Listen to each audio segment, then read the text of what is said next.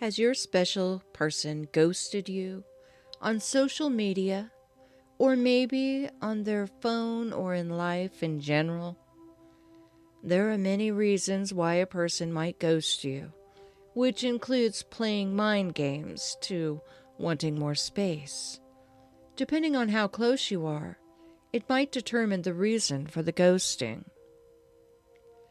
For those who do not know, ghosting is a form of mentally and physically blocking someone from their contact. It usually doesn't go as far as blocking you completely from a social media app or your phone, but it does put space between you and them. And perhaps they have mentally blocked you.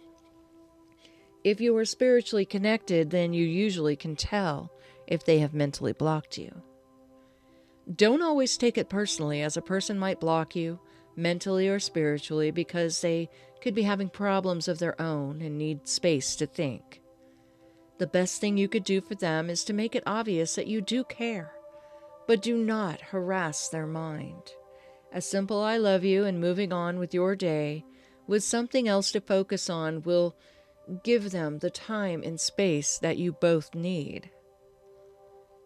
Another reason a person might mentally block you is because that person is mad at you or possibly confused.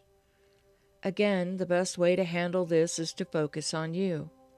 Mentally poking someone can be the same as physically poking someone, and they will begin to avoid you. If it is meant to be, then don't worry about it. If they have become distant, let them become distant.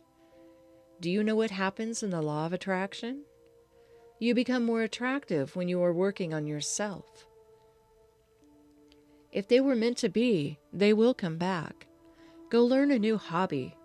Enjoy a new job or business. Start an art class. Learn a musical instrument, a new language. Focus on you. And then if they have grown more distant in the future, try it again, but not in a needy way. Never be needy. Say hello. Ask how they've been in your mind and move on. Chasing never works. It doesn't work in person, and it doesn't work spiritually. Chasing drives people away. Now, there have been certain circumstances where a person kept on asking another out, and that person gave in to make them stop, and then they fell in love. You hear it time and time again, but that isn't normal. Usually, when you chase, they run. It's a game the mind plays, whether they know it or not. And if they know they're playing that game and doing it on purpose, then they might not be the type of person that you need. All you really need is yourself. Sure, it feels good to be touched and to be wanted or loved, but do not make that your goal in life. Have you ever applied for jobs over and over again, and you're about to give up, and then suddenly you get a job, and then suddenly jobs are available all over the place asking you to come and work for them? If you haven't noticed, the same thing happens in dating, relationships, and friendship. It's universal. People talk about it all of the time. One day you're lonely and miserable, and then you find someone to care about, and suddenly new people and old lovers pop up into your life. Why is this? It's the law of attraction at its best. It's because you have suddenly found happiness in yourself through someone else or something else. What you need to do is find happiness within yourself without the influence of others. Find a new hobby, new friends, enjoy a new aspect of life. When you feel content and happiness inside, then others will follow. This is true of your soulmate, your friends, your family, and new people in your life. It's a glowing aura that follows you spiritually. Find happiness in yourself, and others will follow. If someone has blocked you, give them the space they need.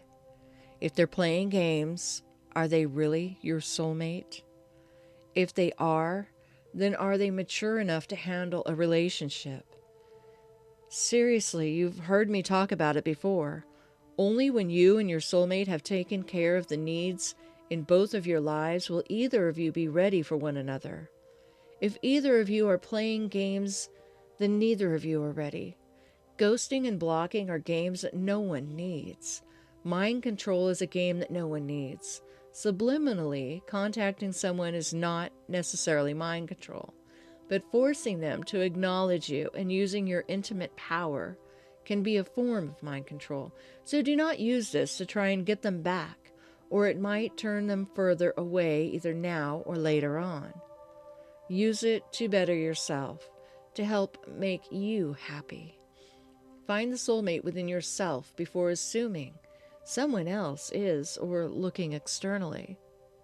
If you've noticed that many of the affirmations I use on the videos are focusing on you and not them, it is because we are using the law of attraction to help you attract the positivity and strength needed to feel good, which is attractive to others, including the one meant for you.